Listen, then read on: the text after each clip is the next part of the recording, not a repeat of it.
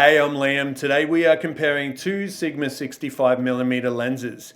The Sigma 65mm DG-DN f2 Contemporary for mirrorless mounts. This one's a Sony E-mount version. And the Sigma 65mm T1.5 Cine with eye data for PL mount. For this test, we used a Sony a7 IV in full frame mode. The color profile was S Cinetone. And for exposure adjustments with the lenses, we used ISOs between 400 and 3200 ISO. What you see here is straight out of the camera. So there's no color or exposure adjustments made in post. So let's have a look. This side-by-side compare shows each lens's different characteristics at different T and F stops. For this test, we used a single wand light as a key set to 4000 Kelvin and adjusted the ISO to compensate for changes in aperture. This first shot is each lens at its widest aperture, so f2 for the E-mount lens and T1.5 for the Cine. This is the E-mount at f2. This is the Cine lens at T1.5.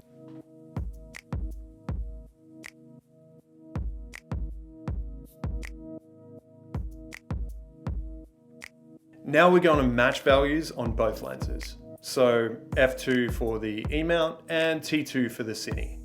Bear in mind that F values and T values can slightly differ, but this is a good way to test. This is the E-mount at f2. This is the Cine lens at T2.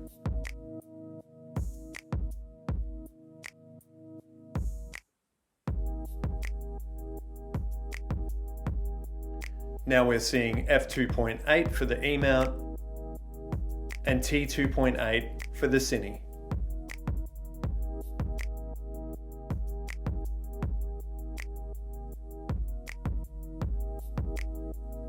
This is f4 for the E-mount and T4 for the Cine.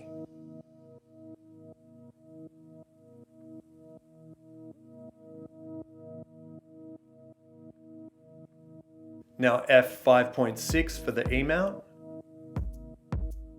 and T5.6 for the Cine.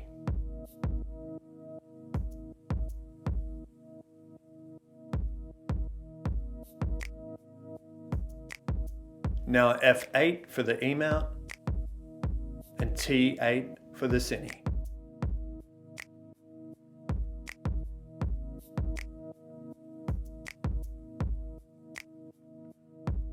For the close focus test, we set each lens to maximum aperture and minimum focus, and then we put my face as close as possible to the camera so that we could get focus on my eyes.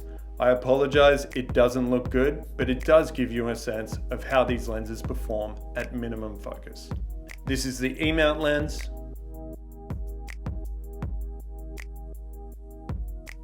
And this is the Cine lens.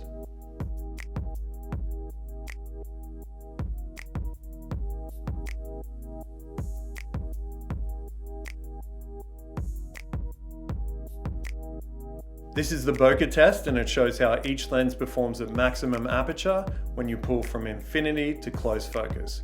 We are pulling manually for this, so bear that in mind. This is the E-mount.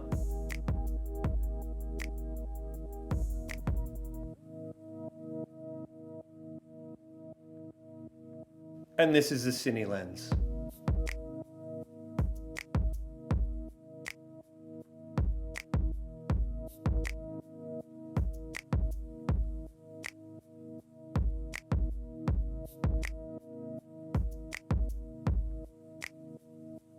For the flare test, we used both lenses at their maximum apertures, and for a flare source, we used an iPhone spotlight. It's not the greatest flare source, but it's something that everyone has in their pocket. This is the E-mount.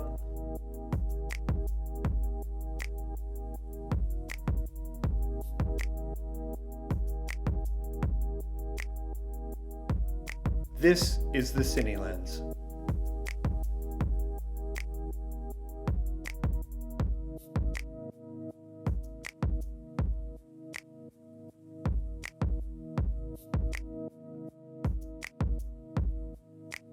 Seeing lenses compared side by side in a controlled environment rarely tells the whole story, so I always like to do a walking test. For this scene, we shot handheld on the Sony a7 IV with active steady shot turned on. This does crop the image slightly. With the E-mount lens, we used autofocus, and with the PL mount lens, we tried to do manual focus. But when you're at T1.5, it's pretty hard, so just bear that in mind too. This is the E-mount with autofocus turned on.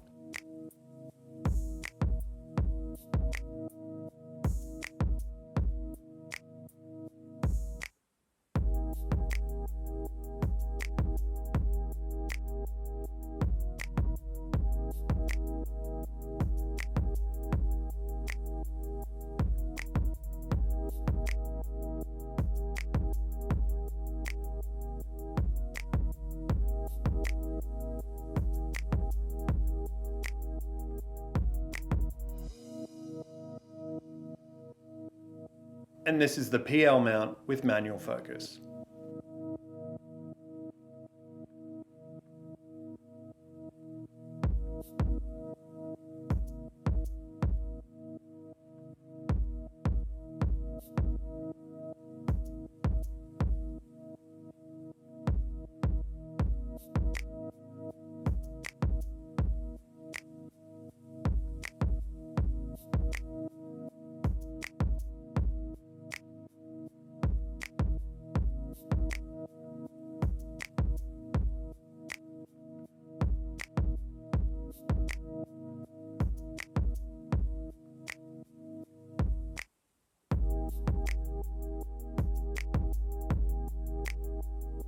So what's the takeaway from this test? These are two completely different, high quality lenses for different users, different price points, and different ecosystems. So it really comes down to the user. If you're a mirrorless shooter, the 65mm contemporary lens is a fantastic option. The price point, the size, the autofocus, like these things all add up and make an awesome lens. And the image quality is really close to that of the Sigma Cine lens, which is incredibly high quality. If you're a Cine user, the 65mm Cine is a great lens to add to your kit. It's a fantastic focal length and the image quality is incredible. Thanks for watching. I hope this lens test has helped you make your own decisions on which Sigma 65mm lens is best suited to your journey. I'll see you next time.